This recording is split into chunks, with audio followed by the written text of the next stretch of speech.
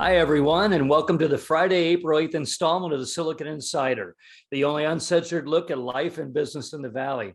We're video, folks. We're trying out new microphones. We're in separate rooms instead of, at one point at the beginning of this podcast, we actually recorded in the two front seats of a pickup truck. So we're upgrading. We're moving up again. My name is Mike Malone, and I'm here with our special contributor, Scott Budman, technology reporter for NBC Bay Area. Our producer is Jordan Henderson, who's sitting right over there. Our East Coast correspondent is Bob Grove, and our host, as always, is the Silicon Valley Business Journal. Okay, so the talk of the Silicon Valley this week, Scott, I mean, everybody's talking about it. Elon Musk. Can this guy stay in the news or what? I mean... Yeah, it's true. Further proof that it's his world and we're pretty much just living in it. Pretty much just living in it. And now we're going to be talking and communicating in it. Right. So how much did he spend for Twitter?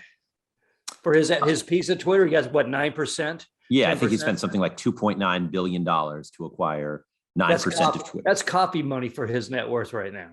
Right. And apparently he did it over quite a period of time, buying up a whole bunch of shares. This was not a sudden takeover, but kind of a takeover nonetheless. A surreptitious takeover, which there's some complaints about that he hid his acquisition.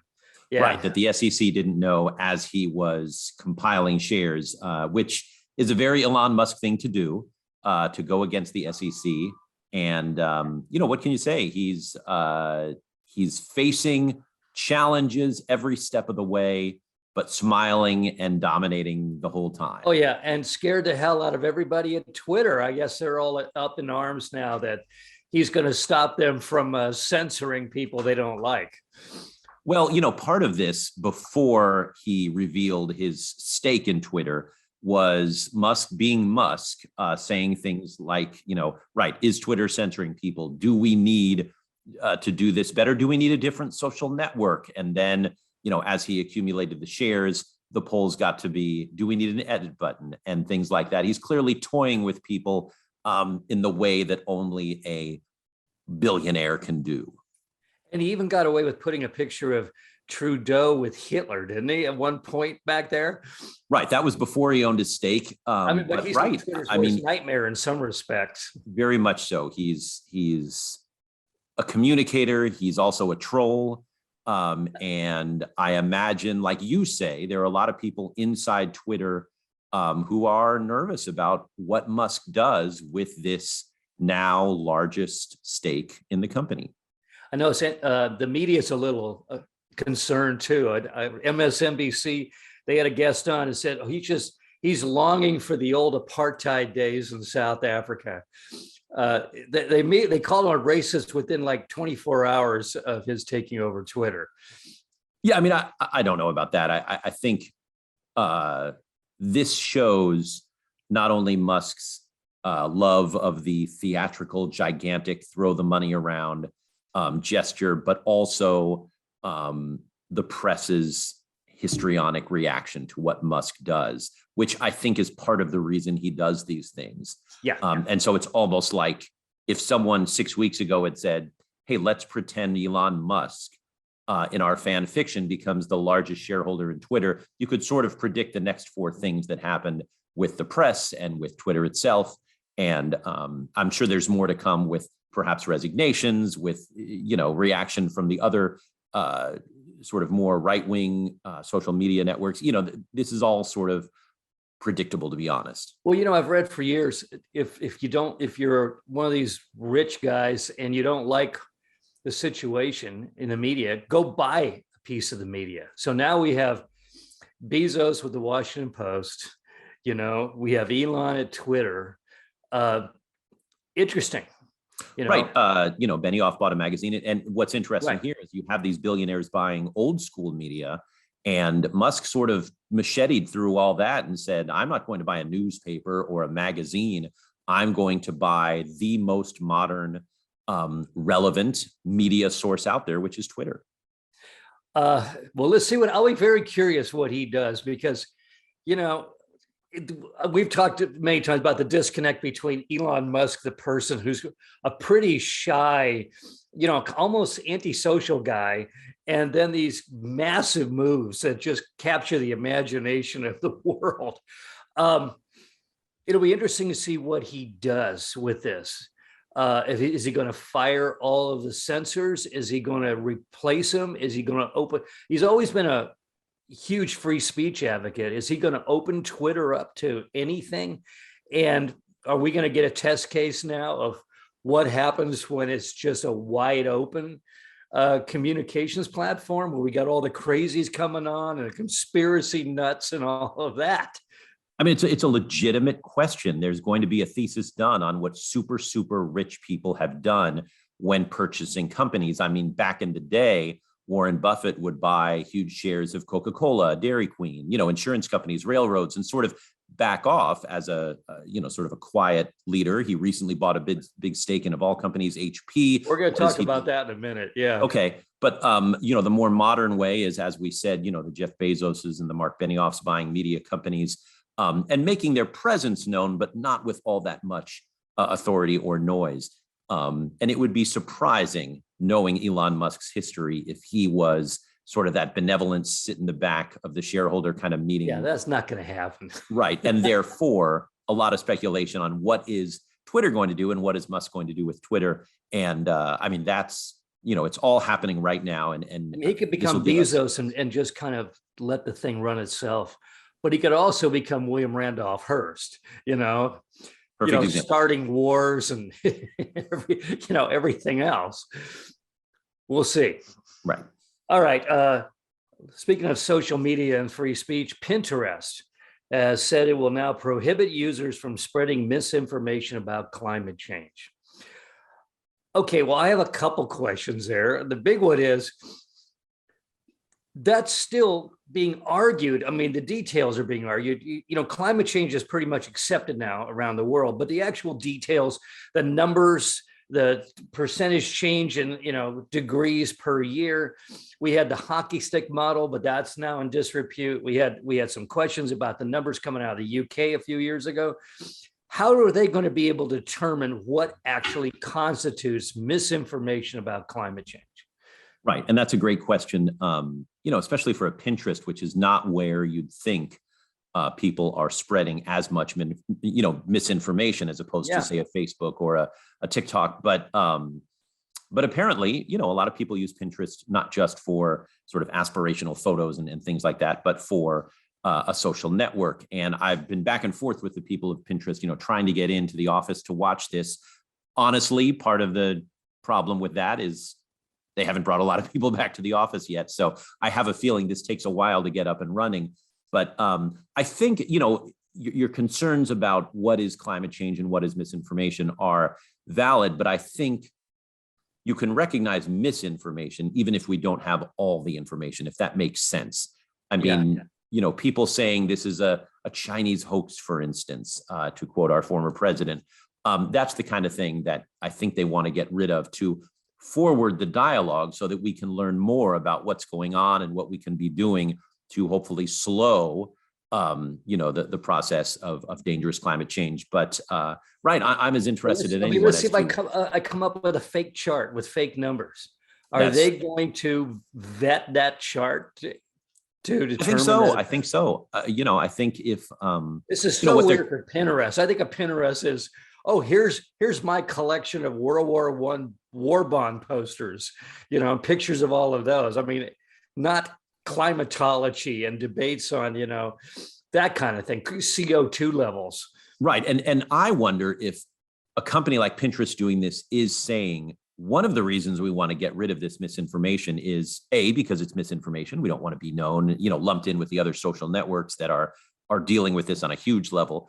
But because Pinterest wants to be Pinterest, they want you to see, well, for you, it's World War I bonds. For the more modern user, it's, wedding dresses or couches or whatever. But, this is something that they want to screen out, because that noise is really getting in the way of a lot of positive discourse. And in the case of Pinterest, commerce. And this is really a scourge for a lot of social media companies. It sounds like the best solution is just not carry any of that stuff, just stick to the wedding dresses and the couches and the World War I bond posters. But as you know, it's hard to do anything on social media without a few comments in, Yeah. things taking a turn to either the left or the right or whatever.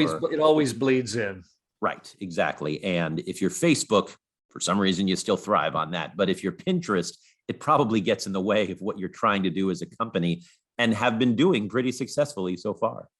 Yeah, I can see them at Pinterest just panicking. You know, they're looking at color swatches photos, and all of a sudden there's a debate about, you know, CO2 levels at the North Pole. I mean, that they've got it. I have a different image of those guys, people that work there. You know, they have scrapbooks, you know, and Right.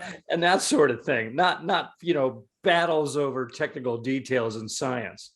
Right. But I will be following up on this because this is it's a Silicon Valley company that's stepping out and saying, specifically, we're going to target climate change misinformation. That's very interesting. And like you, I'm curious what the misinformation is as I whack the mic, and how they're going to really specifically fight it. Do they use algorithms? Do they use AI? Do they have actual people that are watching these things? This could be a test case for the other larger social networks. Yeah. Well, I'm interested in specificity too. This is a shakedown run, folks. We have rattling microphones and I can't talk. Are they going to have trans debates? Are they going to have Ukrainian war debates? I mean, is this the future of Pinterest? We'll see. No, I mean, right. But it's certainly the future and the present of social media, which is why these companies are struggling with misinformation, and why you have other companies that are saying, hey, we're all about free speech, say whatever you want. And, you know, somewhere in between you have Truth Social, you know, which is trying to get off the ground. Comes in with that Caterpillar tractor, just blows up everything. Yeah, we'll see. It's going to be an interesting year. Okay, the Sunny Balwani trial. Your life in the last year has been courtrooms. Yes, largely, yes. And this one isn't getting a lot of coverage. No, there have been many days where I found myself as the only, at least TV journalist, not to mention a couple of days as the only reporter in the courtroom. And, you know, I can wrap this up so far as saying it's the same playbook. Yeah. Because these cases are brought by the prosecution, and the prosecution succeeded in, 4 guilty counts against Elizabeth Holmes, who was clearly the biggest fish. Right. Sunny Balwani, her partner, former partner at Theranos and the chief operating officer. Same playbook, and it, right down to recently we saw some text messages, and that was a revelation in the first case. And now we're seeing text messages used slightly differently, not so much to establish a relationship between the two, but we have Balwani, who just, I guess, like many men with some power and money, couldn't help texting, I'm running this company. And that's what the entire case hinges on, was he also defrauding investors. He may regret that now, you know. Right. The entire defense seems to be Balwani was just a shareholder. He was on the sidelines answering. He just walked in every once in a while, you know, got a drink of water and left. We're barely 3 weeks in. We have a text message where he's saying, I'm running this company. So, again, I'm no lawyer, and it just, that got a couple of gasps from those of us. Is this like Rashomon to you, where an event has occurred and you're seeing it from all these different perspectives from the same data, but it's all being presented and slanted in different directions? Yes. And actually, and again, I haven't covered court much previous to the Elizabeth Holmes trial, period. But isn't that kind of what a trial is? A Rashomon style, everyone takes the stand and each witness says, what they saw from their perspective. That's a perfect way of saying it. I may be drastically simplifying this and making my lawyer friends cringe, and I apologize, but that is sort of what we're seeing. Now we're just seeing it again with the same witnesses, but it has been a little awkward for some of them. If you believe the Bad Bloods and the podcasts, Sunny Balwani was cast as quite the heavy. And so to see some of these former employees facing him in a courtroom, it was quite emotional for them, and possibly disturbing if what those books and documentaries said was true, that he was really the heavy in the office. It's hard to believe he can get out of this one intact. There's so much out there. Right. I mean, obviously, have a hell of a spin job ahead of him. Right. It's going to be interesting. And do they have him testify, the big controversy was in the Holmes case was having her testify. And although ultimately she was found guilty on 4 counts, she was very good on the stand, which we all expected. She was very charismatic and all that stuff. We don't know if Balwani is that way. And from all the stories told about him, he's not. So do you take that risk and put him on the stand when it really didn't work, when the client was famously charming and charismatic and a good speaker? Who knows? Well, you and I have seen a million of these guys around the valley over the years, these alpha guys that are just part of their power comes from diminishing the people around them, and right. And again, according to the reporting done earlier, that is what Balwani did. And I it's think going to be hard to make him into a choir boy. Right. Right. Okay. This was crazy news. Berkshire Hathaway has bought a 11% stake in, of all places. I mean, Warren Buffett is buying 11% stake in Hewlett Packard. This is like the only good news Hewlett Packard has had in like 10 years.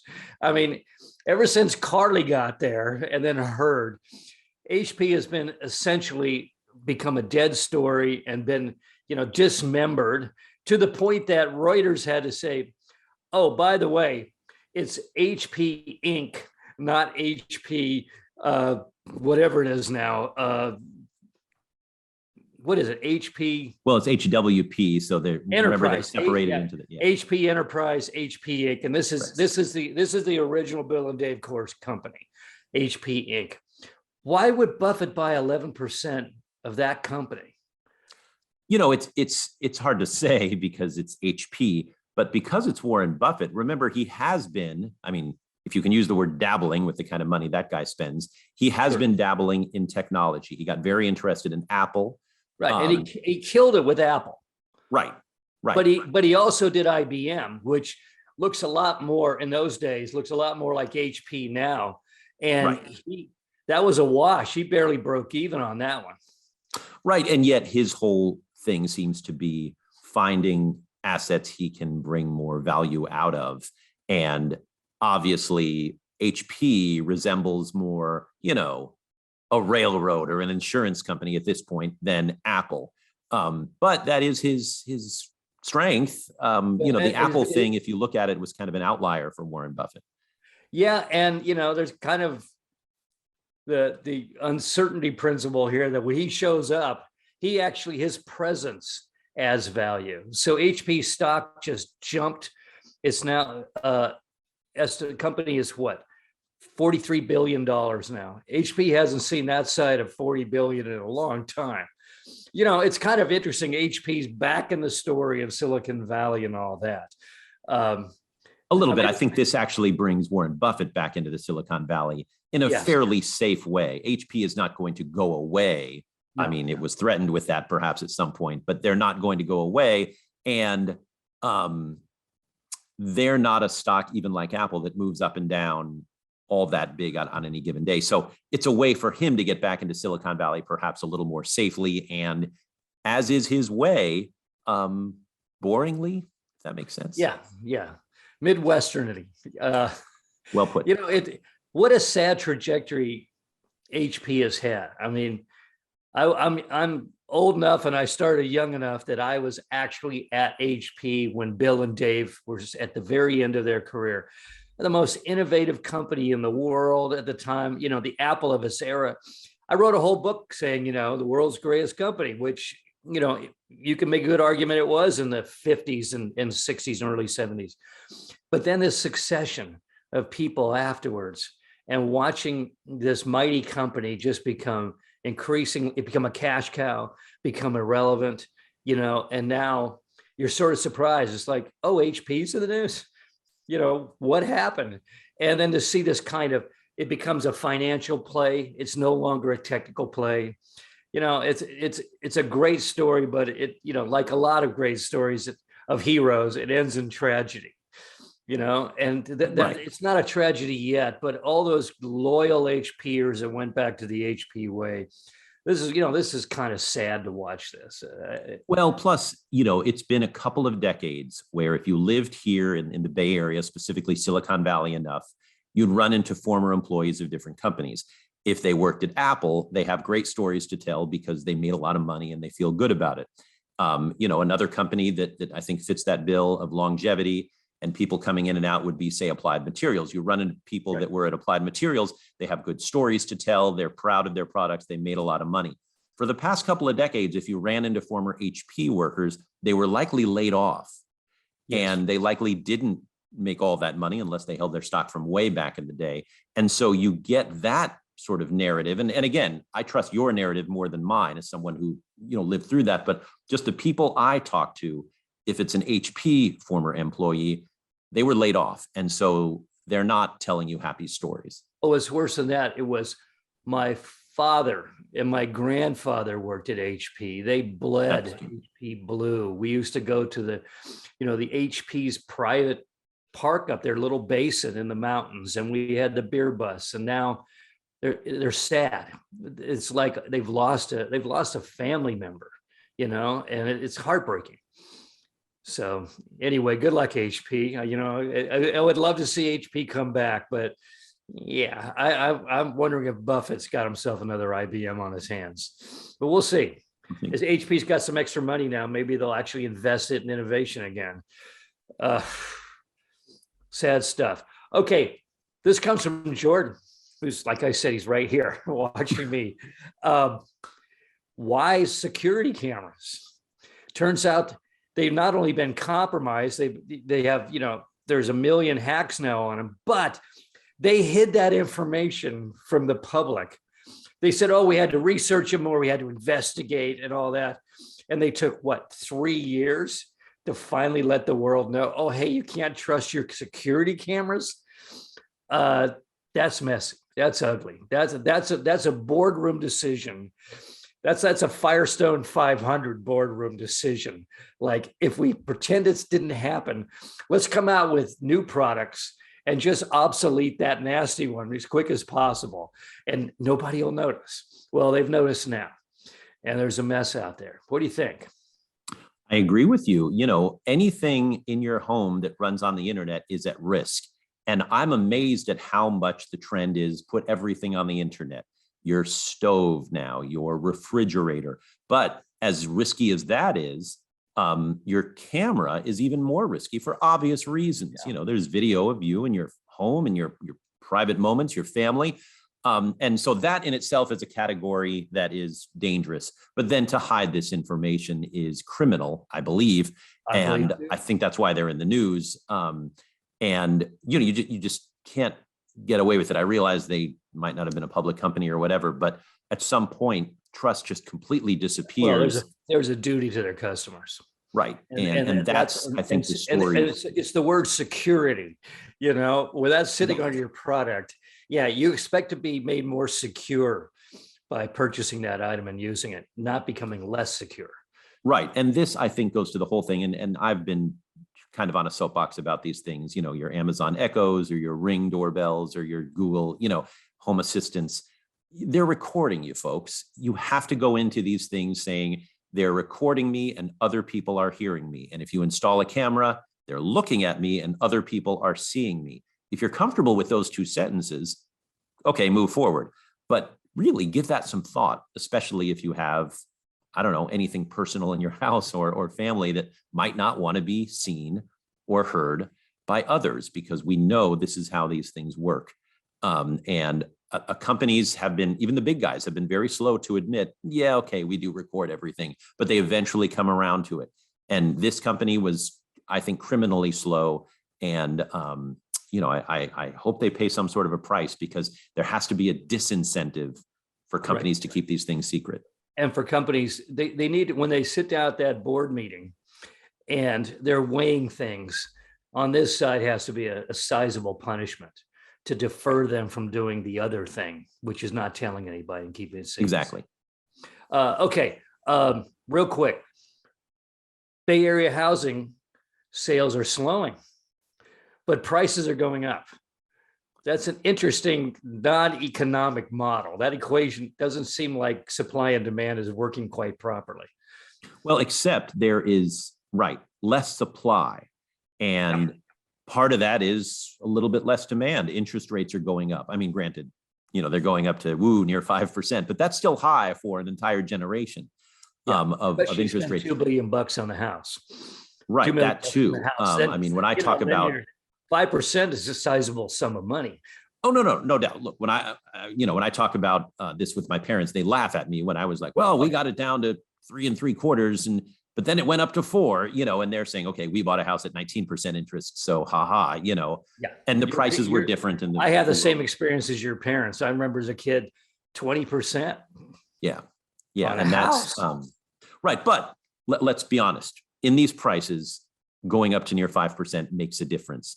And people are still a little bit gun shy about putting their homes on the market. So if you have less supply out there, less chances to buy a home, those who are buying are paying, once again, a super high premium.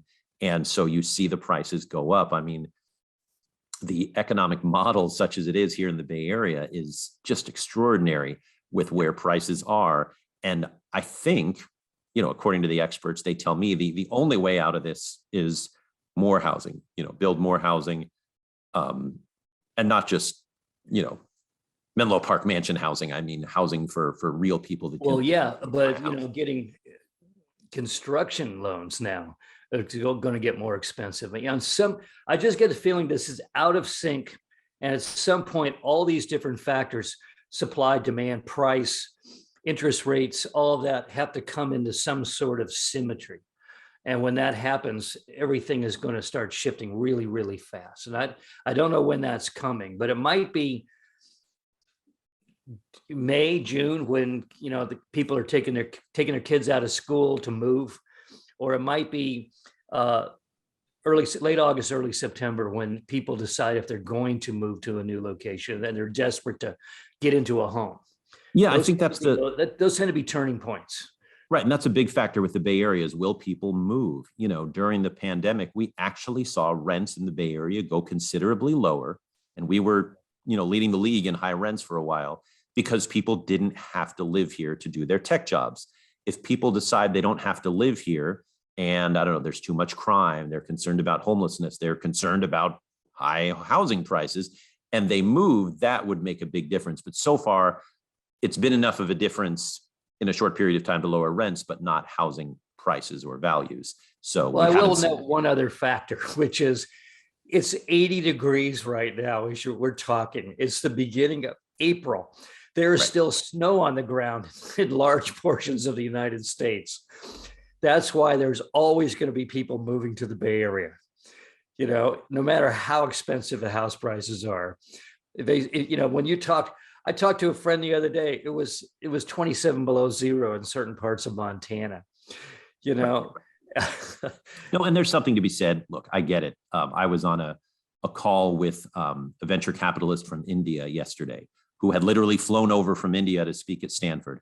So he's standing on the Stanford campus. It's like 72 degrees. I mean, it's just one of those perfect days. And I said, hey, whoa, you caught us in a heat wave. And he said, a heat wave? Yeah, I'm in a sweater right now. I live in India. This is a beautiful, beautiful day on all, for me. And you realize, right, people come here for all sorts of great, beautiful weather reasons. And they stay. And that's why we are where we are. Well, I've been on 4 plane flights in the last 3 weeks, 3.5 weeks, and they're all full. People are getting back out into the world again. So that mobility is picking up, and moving is part of that mobility at a certain point. So we'll see in the next few months. Okay, I have a final story just for you. You'll love this. It'll hit home. The power went out in my neighborhood in Sunnyvale for about an hour, and it was a beautiful day. So it wasn't wind, it wasn't rain, it wasn't squirrels probably, and we didn't know what they came back on.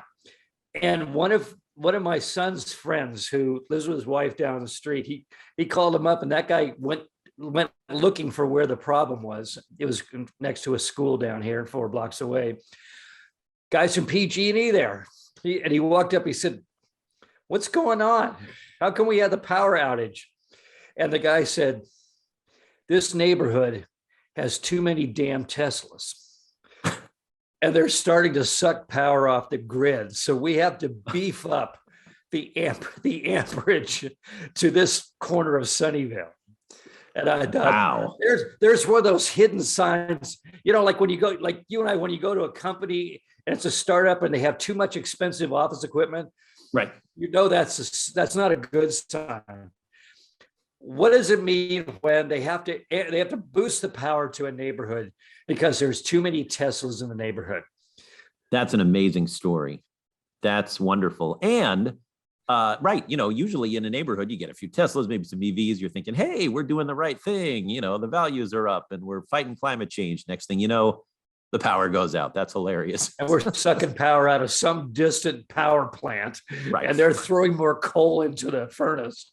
Oh to my produce gosh. power to power your Tesla. Oh, that hurts to hear. But yeah, that's the first I've heard of that. But woof, if that becomes a thing, like, hey, neighbors, don't buy so many EVs. You got to get those gas powered vehicles. Oh, it just hurts to hear that story. Yeah, you used to get those proud looks. Now you get the angry looks from your neighbors. Thanks to you, my power is out. Okay, that's it for now, folks. You can find us on the Silicon Valley Business Journal homepage, as well as on Spotify, Anchor, Google Podcast, Apple Podcasts, YouTube, and LinkedIn. And you can see us on YouTube for the first time. Have a great weekend. We'll see you next week. Bye-bye. See you, Scott. Bye-bye.